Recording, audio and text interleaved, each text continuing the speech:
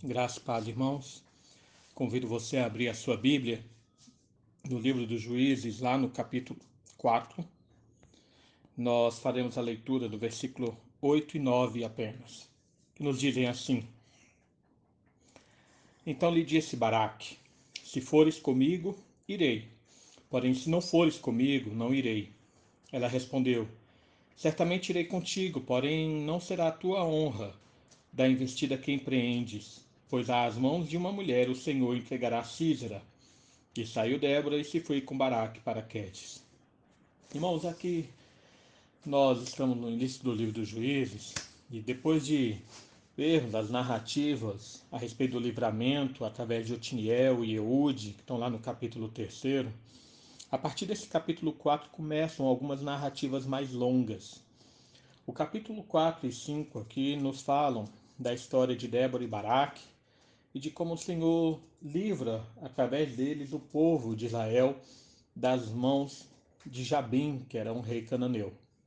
Débora, nos diz o início do versículo 4 em diante, ela julgava a Israel nessa época. Mas, novamente, como vemos nas outras narrativas, o povo de Israel estava sob o domínio de Jabim por causa da desobediência, porque fizeram mal que era perante o Senhor. E essa opressão nas mãos de Jabim já durava cerca de 20 anos. Por ser então profetisa, Débora manda chamar a Baraque e convoca ele para lutar, para então livrar o povo. Vejam que aqui, nesse texto, a figura do juiz e libertador são figuras diferentes. Enquanto Débora ela julgava Israel, Deus usa Baraque para trazer o livramento. Mas esse texto é interessante porque nos coloca duas situações diferentes. E é sobre isso que eu gostaria de meditar nesse momento, sobre dois ensinos aqui. Primeiro, a insegurança de Baraque, no versículo 8. Veja, irmãos, que ele diz: Se fores comigo, ele diz isso para Débora: Se fores comigo, irei, porém, se não fores comigo, não irei. Talvez a insegurança de Baraque, diante aí da convocação do Senhor feita por Débora, tivesse motivo. O motivo que nós vemos lá no versículo 3, quando nos diz que clamaram os filhos de Israel ao Senhor, porquanto Jabim tinha 900 carros de ferro, e por 20 anos oprimia a Israel. Bom, talvez aí a gente veja que a insegurança de Baraque estava na disposição daquilo que o exército cananeu tinha a seu dispor, 900 carros de ferro. Mas o que chama a atenção aqui é o fato de Baraque ele se sentir seguro pela presença de uma mulher no campo de batalha. Ele chama Débora para estar com ele, para comprovar a palavra dela e até mesmo colocar a vida dela também em risco ali, para que ela pudesse comprovar que aquilo que ela falou era verdade. E Baraque fala: se você vier, nós iremos, senão eu não vou. É interessante também essa palavra de Baraque, porque certa vez a gente vê Moisés falando algo parecido, quando lá no capítulo 33 de Êxodo, no versículo 15, Moisés ele diz isso ao anjo do Senhor. Mas o interessante é justamente essa diferença. É que ali, não, ao andar no deserto, Moisés ele fala: se a tua presença não vai comigo, não nos faça sair deste lugar. O interessante da diferença é que Moisés coloca essa segurança na presença do próprio Deus e não de uma outra pessoa.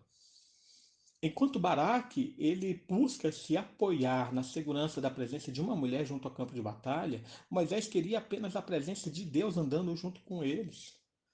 Talvez aqui muitas vezes a gente possa até questionar a fé de Baraque, porque hoje a gente até conhece, lógico, o resultado da história, como acabou essa história.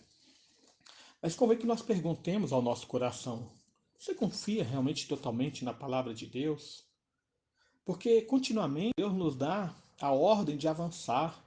Continuamente Deus nos dá a ordem de lutar contra os nossos inimigos. E muitas vezes ainda ficamos receosos pelo poder e a força do inimigo. Como diz Paulo, em Efésios 6, nós sabemos que há principados e potestades que agem contra nós. O mundo, a carne, o diabo lutam ferozmente contra nós. Tiago mesmo nos fala que temos um inimigo que é o diabo. E Pedro nos fala que ele anda como derredor procurando, como leão, a quem possa tragar. Mas, irmãos, nós sabemos que devemos lembrar que o anjo do Senhor, que é o próprio Senhor Jesus, é o nosso comandante. A Bíblia nos garante que o sopro da sua boca haverá de destruir todos os inimigos. Por isso, a certeza de Paulo ao dizer aí em Romanos 8,31, se Deus é por nós, quem será contra nós? Então, se vemos aqui a insegurança de Baraque, o fato é que o resultado da insegurança da fé de Baraque tira-lhe a honra da vitória. Porque, conforme diz Débora no versículo 9, não seria pelas mãos dele que Císera haveria de morrer o comandante ali cananeu, mas seria através das mãos de uma mulher, que se confirma lá no versículo 21, quando nos fala de Jael. Uma mulher acaba por matar o grande inimigo do povo de Israel. A honra é tirada de Baraque pela sua insegurança, pela sua incredulidade. Irmãos, que não sejamos assim. Mas também nós temos aqui, por outro lado, então, se por um lado nós temos a insegurança de Baraque, por outro lado a gente tem a fé de Débora, no versículo 9. Ela responde: certamente irei contigo.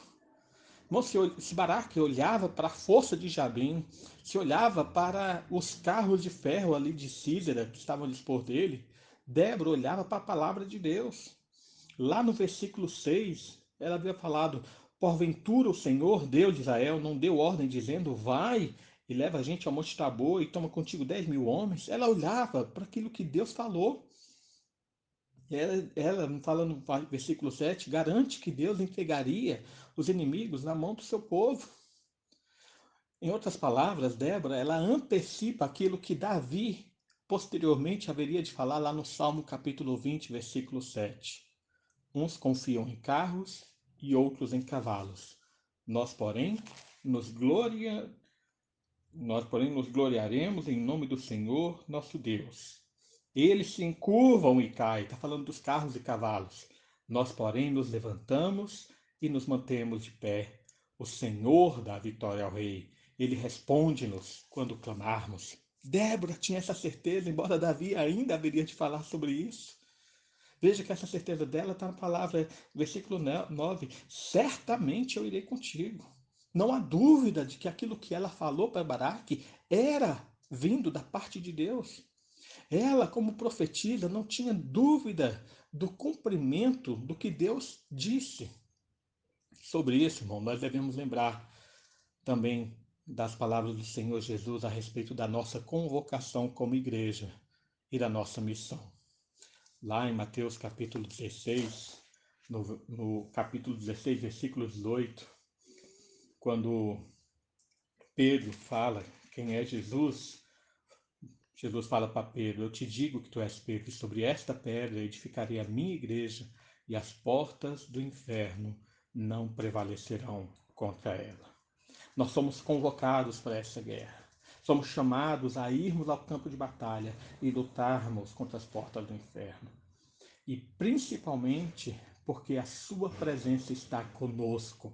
Não vamos sozinhos, nós temos um capitão, temos um comandante, temos um juiz, o Senhor do universo, um libertador, que é o próprio Senhor Jesus. E ele garante essa presença lá em Mateus 28, 20, quando nos fala que eis que estou convosco todos os dias até a consumação dos séculos. Não vejo que Débora, ela não olhava para o inferno de Jabim, de Císera. Ela olhava para os céus. Ela olhava para aquele que está sentado no trono, julgando e reinando. E assim também tem que ser a nossa vida. Que Deus nos abençoe. Vamos orar nesse momento. Pai amado, mais uma vez nos colocamos diante de Ti. Te agradecemos pelo Teu livramento em nossa vida. Te agradecemos pela Tua salvação, pelo Teu Filho Jesus, ó Pai, que está conosco todos os dias da nossa vida.